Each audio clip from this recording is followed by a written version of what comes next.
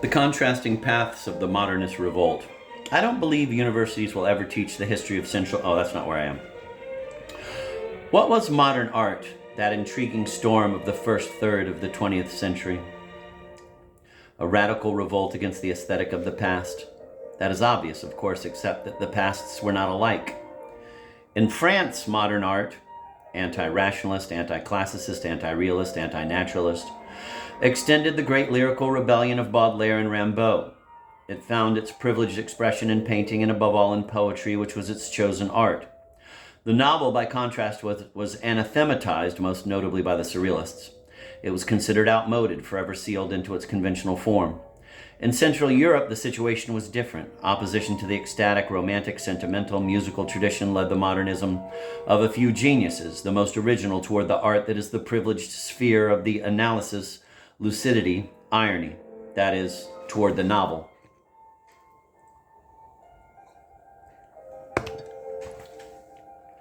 My Great Pleiades. In Robert Musil's The Man Without Qualities, 1930 to 41, Clarice and Walter played four-hand piano, quote, unloosed like two locomotives hurtling along side by side, end of quote. Quote, seated on their small stools, they were irritated, amorous, or sad about nothing, or perhaps each of them about something separate, end of quote, and only, quote, the authority of the music joined them together. There was between them a fusion of the kind that occurs in great public panics, where hundreds of people who an instant earlier differed in every way make the same motions, utter the same mindless cries, gape wide their eyes and mouths, end of quote. They took, quote, those turbulent seethings, those emotional surges from the innermost being, that is to say, that vague turmoil of the soul's bodily understructures, to be the language of the eternal by which all men can be united, end of quote.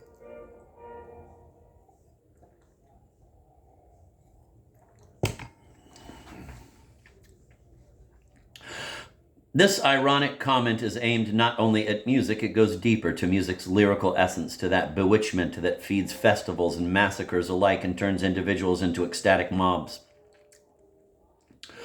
In this exasperation with the lyrical, Musil reminds me of Franz Kafka, who in his novels abhors any emotional gesticulation. This sets him radically apart from the German expressionists, and who, he says so himself, writes America in opposition to, quote, style overflowing with feeling, end of quote. Kafka thereby reminds me of Hermann Brock, who was allergic to, quote, the spirit of opera, end of quote, especially to the opera of Wagner, that Wagner so adored by Baudelaire, by Proust, which he calls the very model of kitsch, a, quote, genius kitsch, end of quote, he said. And Brock thereby reminds me of Witold Gombrowicz, who, in his famous text, Against Poets, is reacting to both the deep-rooted romanticism of Polish literature and to poetry taken as the untouchable goddess of Western modernism.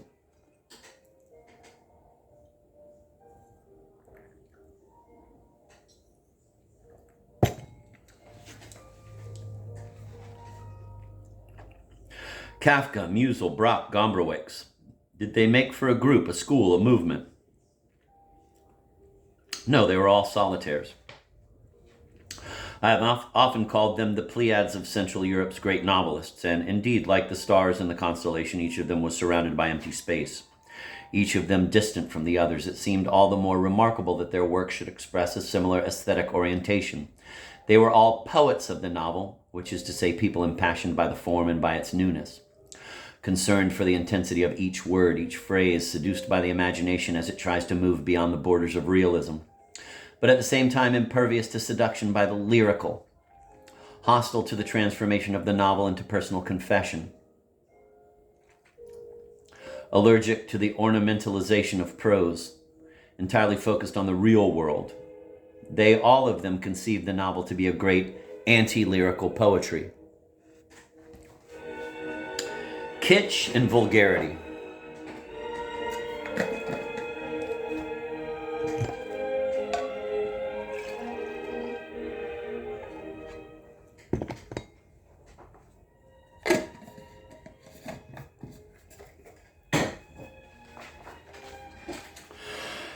The word kitsch was born in Munich in the mid-19th century. It describes the syrupy leftover of the great Romantic period.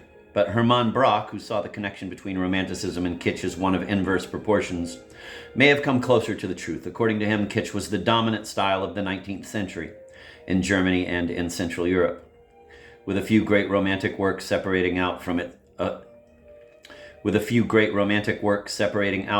as phenomena of exception. People who experience the secular tyranny of kitsch, an opera tenor kind of tyranny, feel particular irritation at the rosy veil thrown over reality, at the immodest exhibition of hearts forever deeply moved, at the, quote, bread drenched in perfume, end of quote, Musil speaks of. Kitsch long ago became a very precise concept in Central Europe, where it stands as the supreme aesthetic evil. I do not suspect the French modernists of succumbing to the lure of sentimentality and pomp. But without a long exposure to kitsch, they had not had occasion to develop a hypersensitive aversion to it. Only in 1960, thus 100 years after it appeared in Germany, was the word first used in France. Yet the French translators of Brock's essays in 1966 and of Hannah Arendt in 1974 both still avoided the term kitsch, and instead used the translation art de pacotille, cheap art, thereby rendering incomprehensible their author's thinking.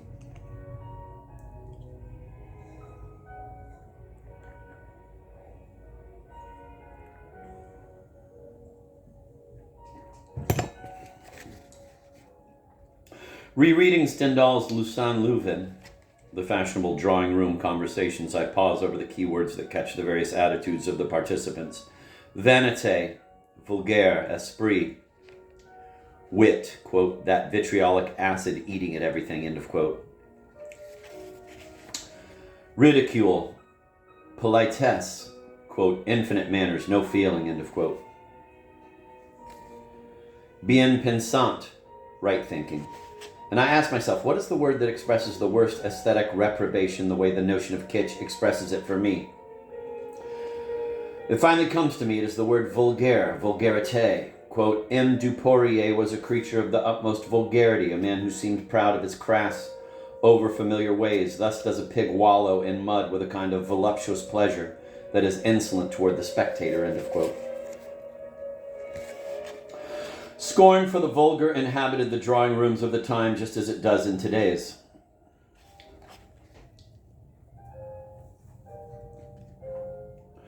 To recall its etymology, vulgar comes from vulgus, people.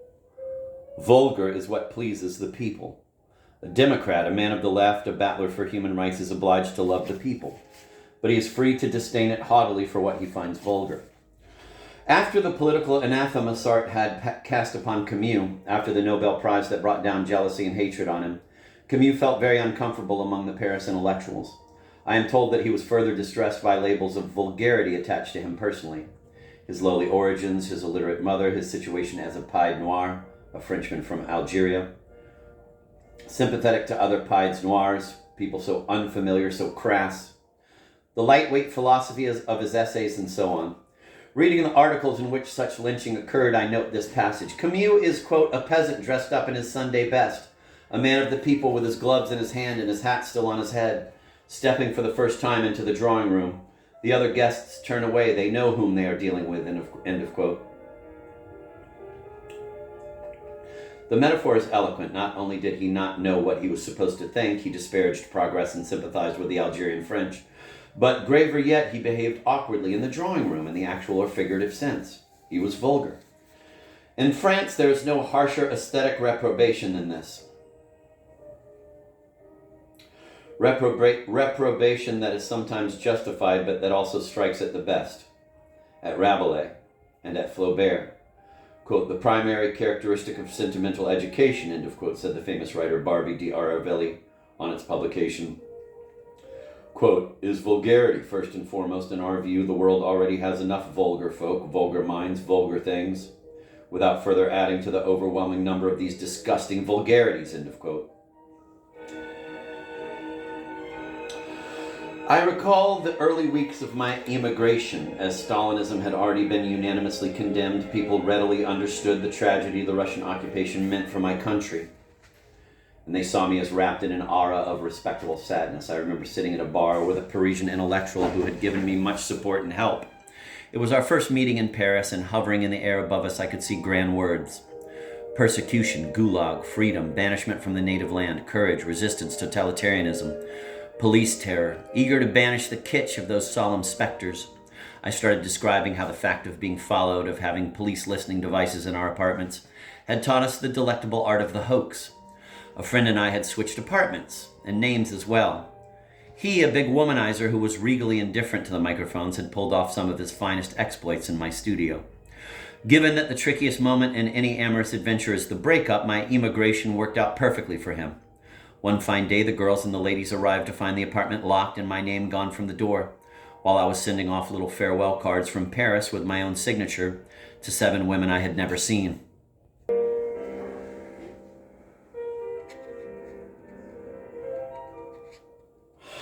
I'd meant to amuse this man who was dear to me, but his face gradually darkened until finally he said, with the sound of the guillotine dropping, "I don't find that funny." We remained friendly, but we were never friends. The memory of our first encounter serves as a key to understand our long and unacknowledged difference. What held us apart was the clash of 2 aesthetic attitudes. The man allergic to kitsch collides with the man allergic to vulgarity. Anti-modern modernism. One must be absolutely modern, wrote Arthur Rimbaud.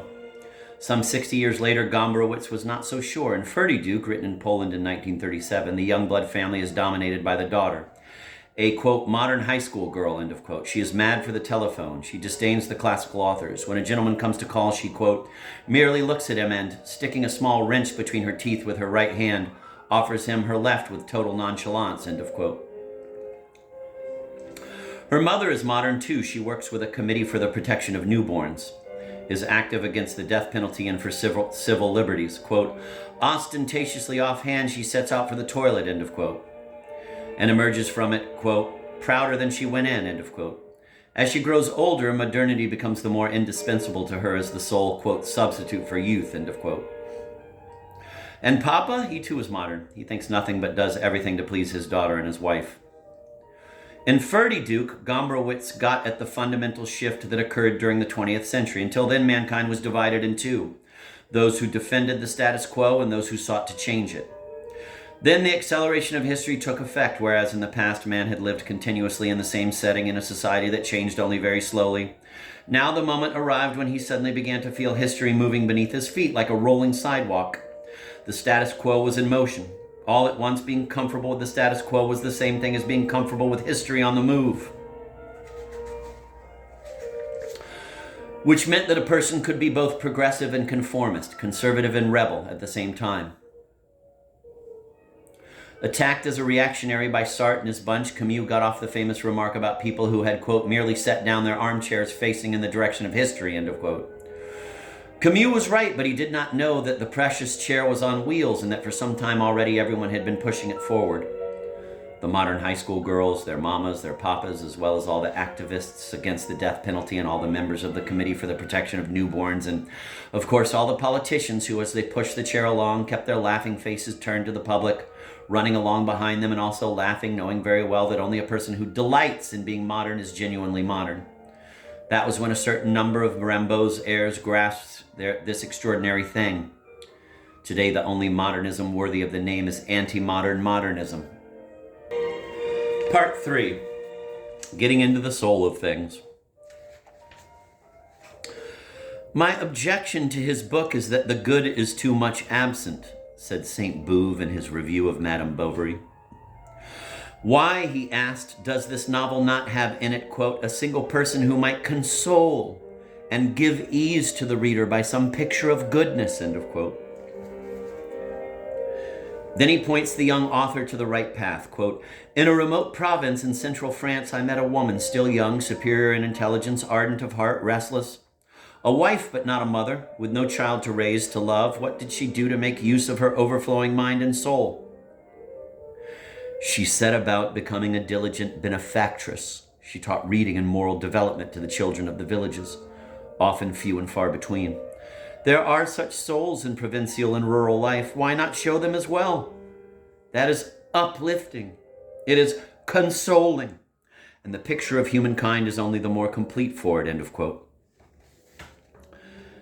I have emphasized the key terms. It is tempting for me to jibe at this morality lesson, which irresistibly recalls the improving exhortations of the recent, quote, socialist realism, end of quote. But memories aside, is it really so inappropriate for the most prestigious French critic of his time to exhort a young writer to uplift and console his readers by, quote, a picture of goodness, end of quote, readers who deserve, as do we all, a little sympathy and encouragement? In fact, George Sand, in a letter some 20 years later, told Flaubert much the same thing. Why does he hide the feeling he has for his characters? Why not show his personal doctrine in his novel? Why does he bring his readers desolation, whereas she, Sand, would rather console them? As a friend, she admonishes him, quote, art is not only criticism and satire, end of quote. Flaubert replies that he never sought to write either criticism or satire. He does not write his novels to communicate his judgments to readers. He is after something entirely different. Quote, I have always done my utmost to get into the soul of things, end of quote. His reply makes it very clear. The real subject of the disagreement is not Flaubert's character, whether he is kind or cruel, cold or compassionate, but the question of what the novel is.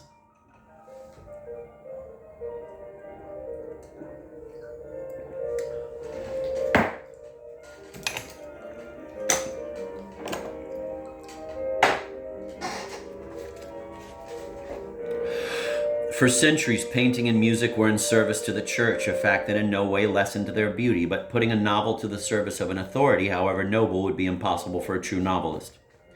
It makes no sense to try to glorify a state, let alone an army, with a novel.